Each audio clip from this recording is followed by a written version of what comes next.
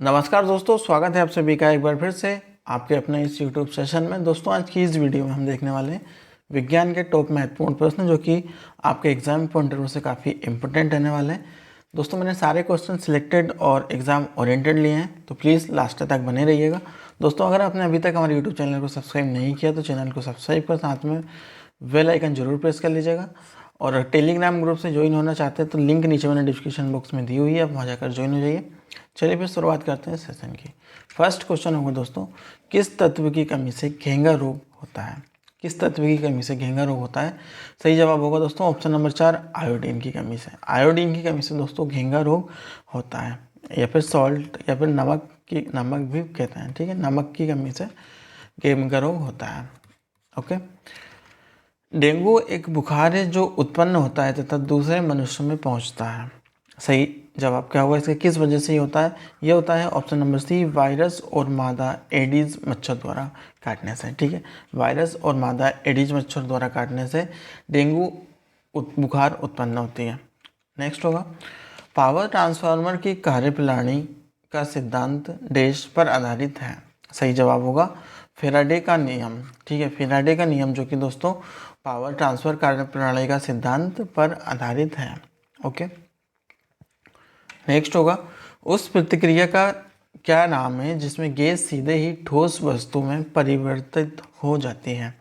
ठीक है, उस प्रक्रिया का क्या नाम है जिसमें गैस सीधे ठोस वस्तु में परिवर्तित हो जाती है? सही जवाब होगा ऑप्शन नंबर ए दोस्तों, डिपोजिशन। डिपोजिशन जो कि एक ऐसी प्रक्रिया है जिसमें सीधे ही गैस एक ठोस उसमें परिवर्तित हो जाती है। नेक्स्ट होगा, रडार सिस्टम में उपयोग की जाने वाली तरंग कौन सी तरंग होती है? सही जवाब होगा ऑप्शन नंबर ए, सूक्ष्म तरंग होती है।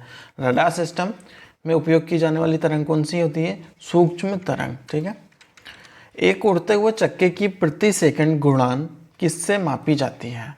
ठीक है, एक उड़ते हुए चक्के की प्रति सेकंड गुणांक किसके द्वारा मापी जाती है दोस्तों?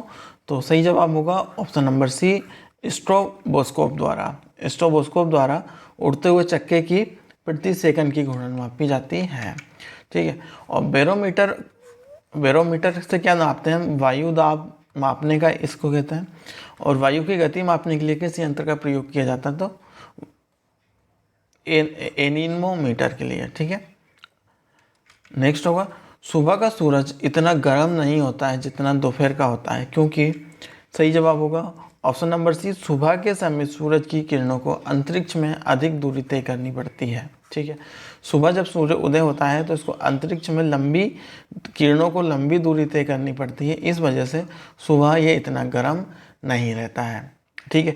और जो दोपहर होती है उसमें दोस्तों सीधी पृथ्वी पर पड़ती है, तो इस वजह से ये अत्यधिक गर्म होती है सूर्य की किरण। और ये जो सुबह के समय क्या रहता है कि सीधे अधिक दूरी तय कर पाती है। ओके। बेकिंग सोडा का रासायनिक सूत्र का क्या नाम है? सही जवाब होगा option number D, NaHCO3। NaHCO3 दोस्तों ये रासायनिक सोडा का, बेकिंग सोडा का रासायनिक नाम है। ओके। नेक्स्ट होगा, टाइफाइड बुखार किसके द्वारा होता है? सही जवाब होगा ऑप्शन नंबर 1, जीवाणु द्वारा। जो टाइफाइड बुखार है दोस्तों वो जीवाणु के द्वारा होता है। नेक्स्ट होगा, निम्न में से कौन सा प्लाज्मोडियम परजीवी का वाहक है? सही जवाब होगा ऑप्शन नंबर ए, मच्छर, ठीक है। मच्छर है दोस्तों जो कि प्लाज्मोडियम परजीवी का वाहक होता है। नेक्स्ट होगा, विकासवाद का सिद्धांत किसने प्रतिपादित किया है? विश्व का विकासवाद का सिद्धांत किसने प्रतिपादित किया है? सही जवाब होगा ऑप्शन नंबर ए, डार्विन ने, ठीक है। जो विकासवाद का सिद्धांत है दोस्तों वो किसने संपादित किया है, किसने प्रतिपादित किया है? ये किया है भैया डार्विन ने। याद रखिएगा, एग्जाम्स में काफ़ी बार पूछे गए हैं क्वेश्चन सारे, ठीक है। एक वस्तु पर लगाए गए गुरुत्वाकर्षण बल को कहा जाता है? वजन। ऑप्शन नंबर 2 सही जवाब हो जाएगा, वजन, ठीक है। एक वस्तु पर लगाए गए गुरुत्वाकर्षण को हम कहते हैं वजन। हथेली पर रखने पर निम्न में से कौन सा तत्व पिघल जाता है? सही जवाब होगा गैलियम और सीजियम, यानी उपयुक्त दोनों, ठीक है। गैलियम और सीजियम दोनों दो की अपनी हथेली पर रखने पर दोनों पिघल जाते हैं, ठीक है। नेक्स्ट होगा, बर्फ़ को पिघलने से बचाने के लिए निम्नलिखित में से किसका प्रयोग किया जाता है? सही जवाब होगा ऑप्शन नंबर 2, नमक का, ठीक है। नमक का प्रयोग किया जाता है बेकिंग सोडे को बर्फ़ को पिघलने से बचाने के लिए नमक का प्रयोग किया जाता है। नेक्स्ट होगा, तारे मुख्यतः किसके बने होते हैं? अरे दोस्तों, वो किसके बने होते हैं? तो तारे बने होते हैं दोस्तों हाइड्रोजन और हीलियम के। हाइड्रोजन और हीलियम इन दोनों से मिलकर तारे बने होते हैं। और तारे का रंग परिवर्तित क्यों होता रहता है? ये इसलिए होता रहता है क्योंकि दोस्तों इनका जो प्रकाश की क्षमता रहती है उसकी वजह से ये टिमटिमाते रहते हैं, ठीक है। लोहे की जंग डेज होती है। लोहे की जंग किस वजह से लगती है दोस्तों? तो ये एक रासायनिक प्रक्रिया है। ऑप्शन नंबर 2 सही जवाब हो जाएगा। रासायनिक प्रक्रिया है लोहे की जंग, जो कि एक रासायनिक प्रक्रिया है, ठीक है।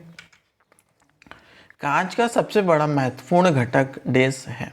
सही जवाब होगा ऑप्शन नंबर 2 सिलिका, ठीक है। सिलिका दोस्तों जो कि कांच का सबसे महत्वपूर्ण घटक है, सिलिका इसका सही जवाब हो जाएगा। ऑप्शन नंबर 3 हमारा सही जवाब हो जाएगा।